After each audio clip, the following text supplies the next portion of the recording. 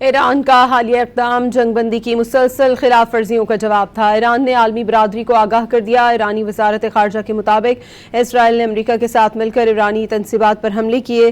صہیونی حکومت کی کسی بھی مہم جوئی کا تباہ کن جواب دیا جائے گا۔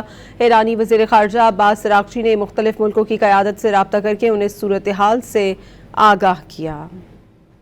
ایران نے حملے اقوام متحدہ کے چارٹر کے تحت اپنے حق دفاع میں کیے۔ کارروائی صہیونی ریاست کی جانب سے بار بار جنگ بندی خلاف ورزیوں کے بعد عمل میں آئی۔ ایران نے جوابی کارروائی پر واضح کر دیا۔ ایرانی پارلیمنٹ کے اسپیکر باقر کالیباف نے باور کرایا کہ امریکہ اور اسرائیل دونوں جنگ بندی اور مذاکرات پر یقین نہیں رکھتے، دونوں طاقت کی زبان ہی سمجھتے ہیں۔ ایرانی وزارت خارجہ نے باور کرایا کہ گزشتہ 2 ہفتوں کے دوران اسرائیل نے ایرانی جہازوں اور اہداف پر امریکی فوج کے ساتھ مل کر حملے کیے۔ لبنان میں جنگ بندی 8 اپریل کے معاہدے کا لازمی حصہ ہے۔